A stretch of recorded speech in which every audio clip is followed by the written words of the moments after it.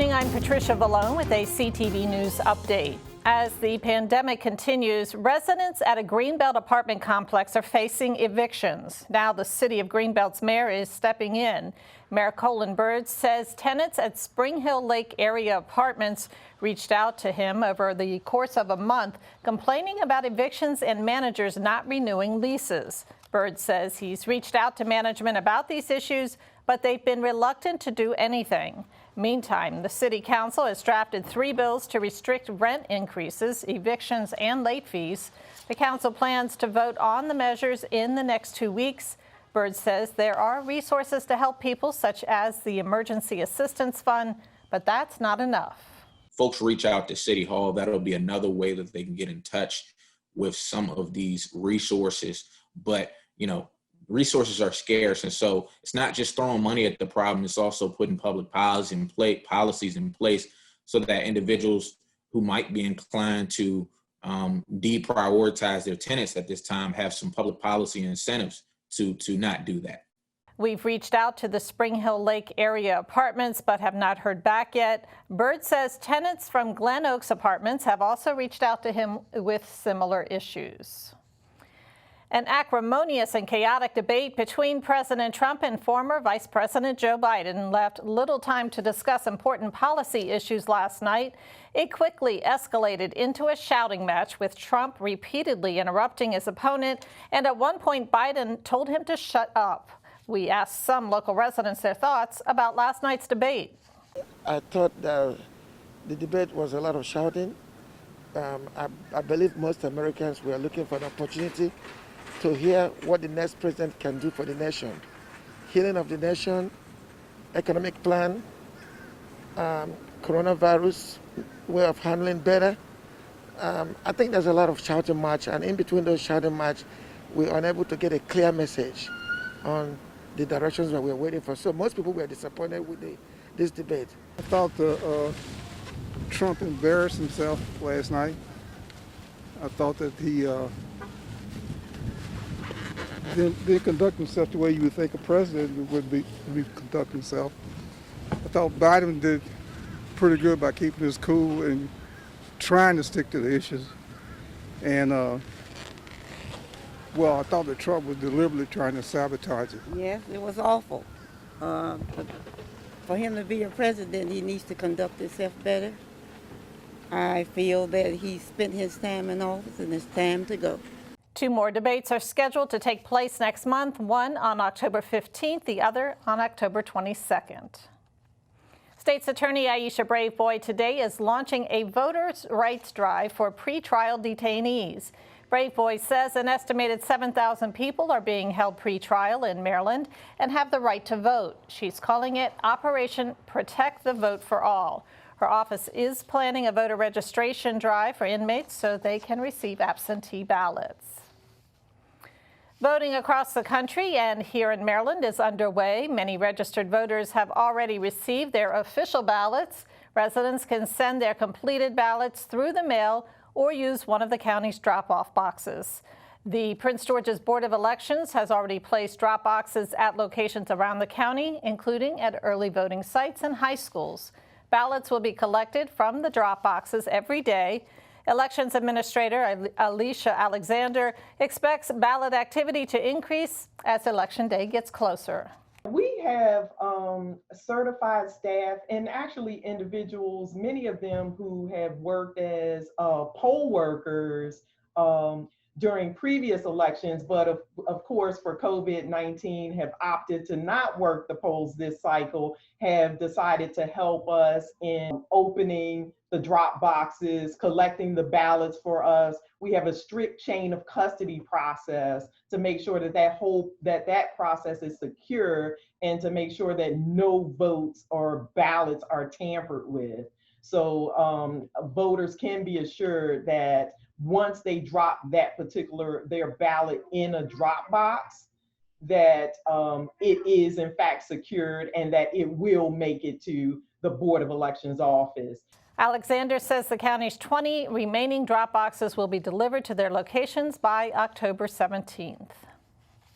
The Prince George's police officer who was indicted yesterday on child sex charges was already suspended on an unrelated matter when the alleged sex abuse happened.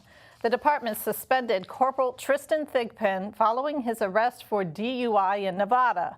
Thigpen faces several charges, including sex abuse of a minor, second-degree sex assault, and other sex offenses. Investigators say the alleged incidents involved someone he knows. These cases are very serious. Any case involving sex abuse of a child is serious. When the allegations are made against an officer, it's particularly egregious. It's very concerning to our office. That is why when I came into office, I created a public integrity unit. Musa Eubanks is one of the attorneys in that unit who will be handling this case. Because this case involves allegations of sex abuse, our Special Victims and Family Violence Unit is also working on that case. And Thigpen, who joined the force in 2006, is suspended without pay. Anyone who may have relevant information about the case is asked to call police at 301-352-1200. The county's health department is ending COVID testing at 3 temporary locations tomorrow.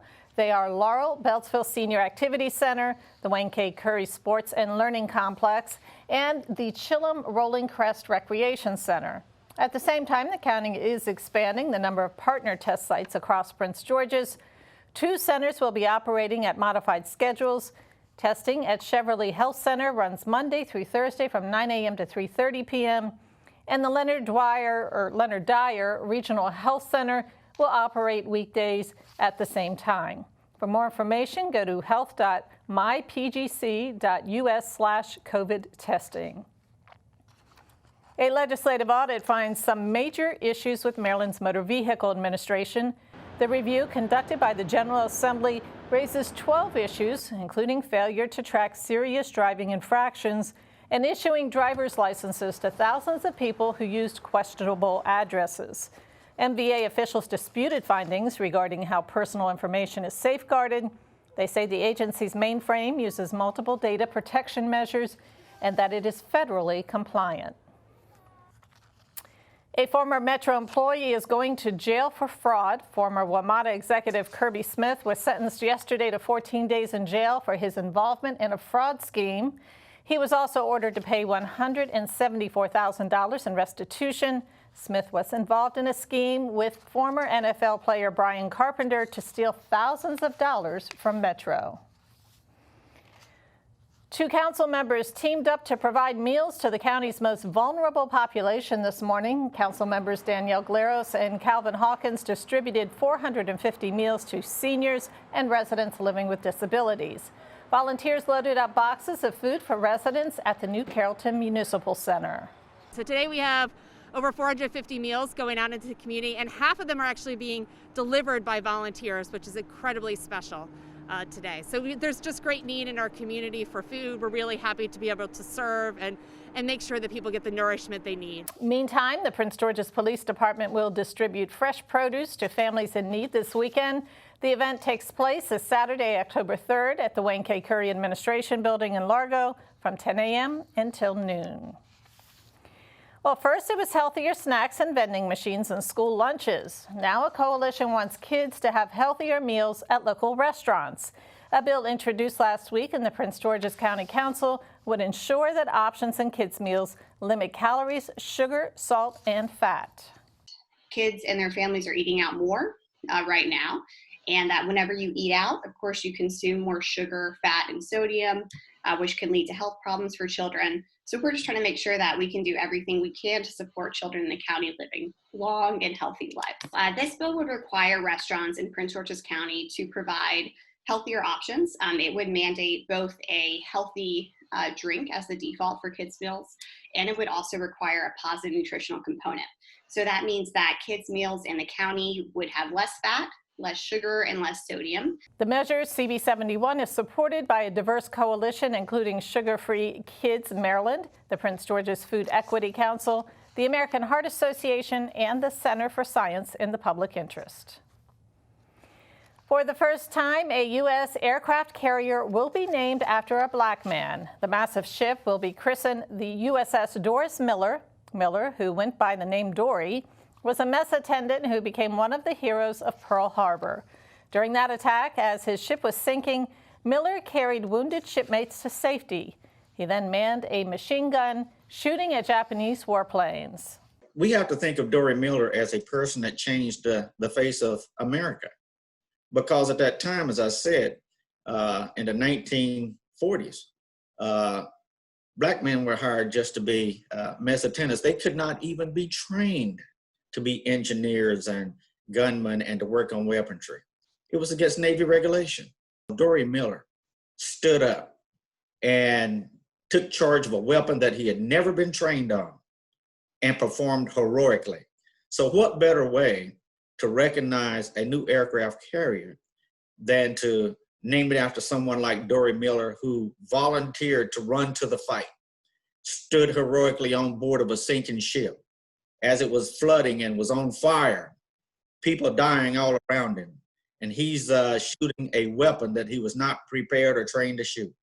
What better way to honor a hero than to name one of our most awesome new ships after? The USS Doris Miller will be built in Newport News, Virginia. The launch date is set for 2029.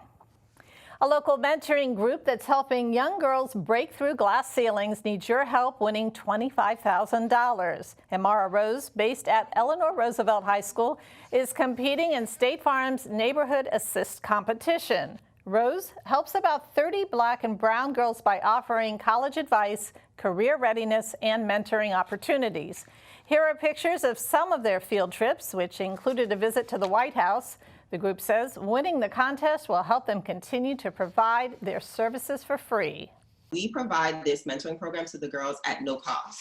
And so in order to continue providing this at no cost to them, this grant would really help us so that we don't have to place any undue burden on them or their parents. So this grant would really be transformative for us in so many ways. And it would give us the funding that we need to what we mentioned earlier to start thinking about how to expand.